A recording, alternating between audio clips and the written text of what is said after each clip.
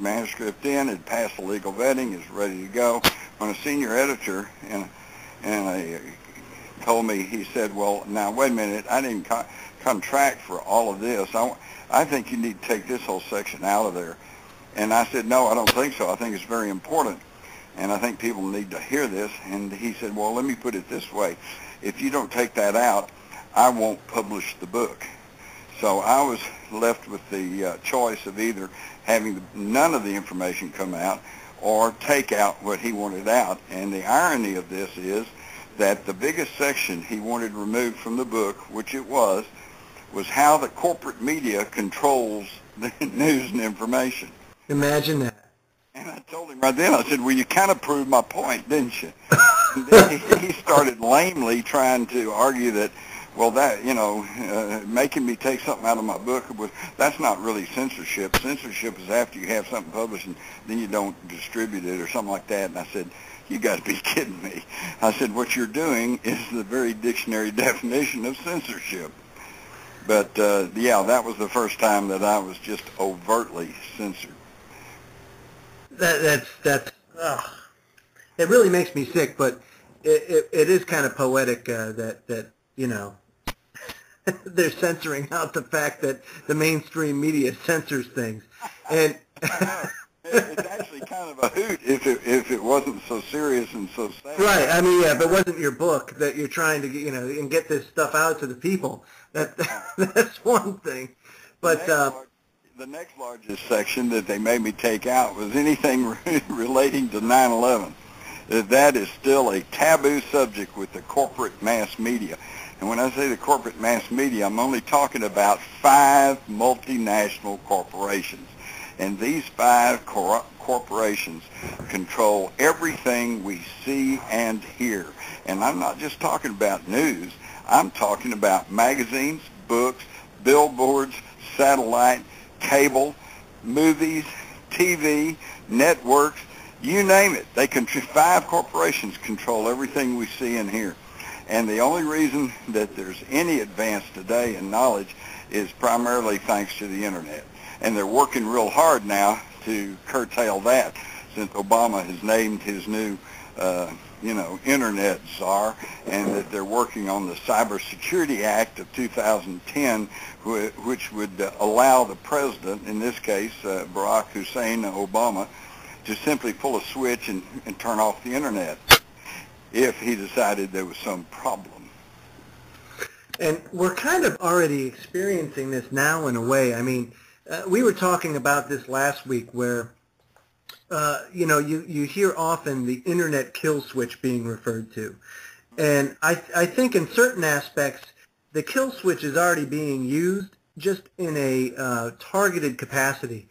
Because we've noticed, and Joyce Riley, the Power Hour, Pastor Butch, us, we've all been noticing that it's been harder and harder and harder to get through shows, to have callers, to coordinate things, just simple communication, without having to really jump through hoops in order to make it go. And even then, I mean, you're talking technical difficulties like crazy. So, well, I hate to be the one to tell you this, Joe, but it's going to get worse. Yeah, I know. Yeah, I mean, it is absolutely incredible. And then you look at who was one of the sponsors of this Cybersecurity Act was Jay Rockefeller. Oh, I guess the Rockefellers don't want us talking about them. But I will say, Jim, on a positive note, that this show has been, knock on wood, of course, free of the usual technical difficulties that we face. So that's encouraging. You must have a nice, good aura about you. You're protecting us, and I appreciate that. and like I said, there's more of us than there are of them, and we're getting smarter all the time. Another sign of hope, let me point to the Real ID Act, okay? Oh, my favorite. This was passed in 2005 by the Bush administration, and it required a national federal identification card, essentially. And it was supposed to go into effect by 2008, but 2008 came, and there was about 14 or 16 states that said, nah, wait a minute. And interestingly enough, they didn't object to it out of any libertarian view. They objected to it because they said, well, you're ordering us to do all this stuff under the Real ID Act, but you're not giving us the money to do it. We don't really have the money to do this. So they just balked and said, no, we don't think we can do this. So they said, okay, we'll put it off till 2009. Well, 2009 came. Now here we are approaching late 2010. It's still not in full effect because now other states have joined in. In other words, a lot of people in a lot of the states said, no, we're not going to do that. And I see that as a hopeful sign, especially with the 10th Amendment legislation that's being passed by more and more state legislatures.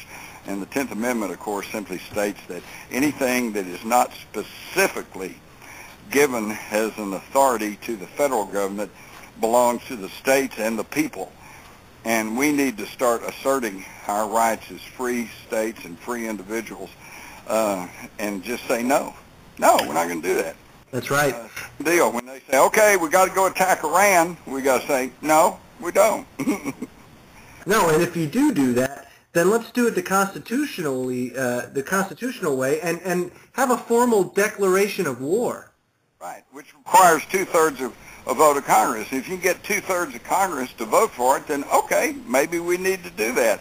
But if you can't get two-thirds of Congress to say, yeah, we need to go to war, then chances are we don't need to go to war. That's right. And think about it, Jim. I mean, World War II was the last time we officially declared war on any country. That's World War II. Why? Because they couldn't get enough votes to pass. I mean, think about it. Korea, a debacle.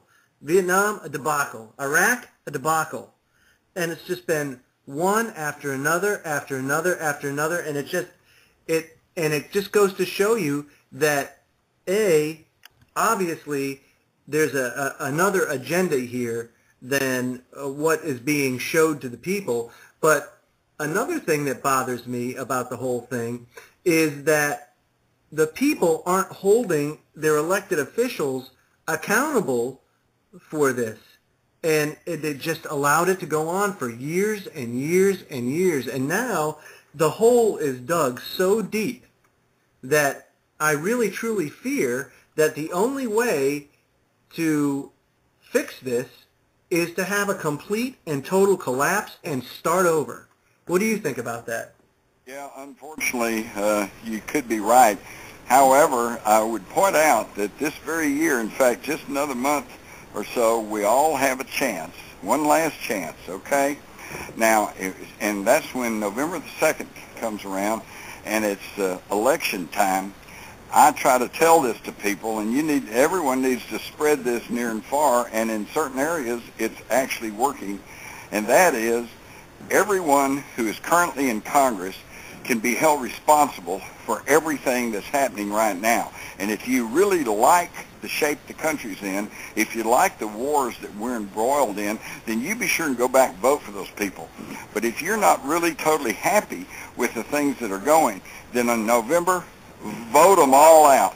Vote every incumbent out. Republican, Democrat, conservative, liberal. Vote them all out and send an indelible message to Washington that, hey, we are the people and we are in control. You don't control us. We control you. And vote them all out. Now, the problem has been in the past, I've heard this all across the country. Well, yeah, there's a bunch of crooks in Washington, but hey, our guy, he's a crook, but he's our crook, and we got a new fire engine, and we got a new road, and yeah, well, that's great, but it's time to quit and elevate ourselves over these parochial issues and start thinking about the good of the country. And as a result, see, because of that kind of thinking, then they keep voting their guys back in, and we keep going down the same old road. We need to change gears, and we need to vote everybody in Congress out, if nothing else, to send them a message that we are the boss. And number two, then what you do is, yeah, you might lose some good people, but if they're a good person, if they're a good congressman or woman, then you vote them back in when the 2 years. You vote them back in. And I think if they had one little streak of patriotic fervor, they would agree with this. Ron Paul has been a leading standard bearer for libertarian ideas and for common sense. And Ron Paul has said, yeah, I wouldn't mind sitting out 2 terms if it means that you would clean up everything. And so just vote them all out. Vote them all out and then start all over again. And at least we'd have a shot at it, because if that doesn't work and if we don't clean it up pretty soon, pretty fast, then unfortunately we're back to the scenario that you outlined in your question. You know, Jim, starting in 2007, late 2007 and to early 2008, we had the Tea Party form. Now, in its inception, it was about change, real change, about doing the things that you just talked about. But since then, it's been taken over by these corporatists and the right-wing establishment as a way to get their people elected. Now, don't get me wrong. There's been some good things that have come from that. But in the end... I'm totally on board with what you're saying, and you're absolutely right. The original idea of the Tea Parties was a grassroots uprising of the American population saying we're tired of business as usual, and we need to do something different. In fact, that was another thing that got censored out of my book. In a section talking about how the media censors the news, I would point you to September the 12th, 2009. What happened then? Well, an estimated, unofficial of course, an estimated 2 million Americans marched on Washington, D.C. They filled the National Mall. They paraded down Pennsylvania Avenue. At one point, it took 2 hours for these people to move past one point. There was that many people. The New York Times,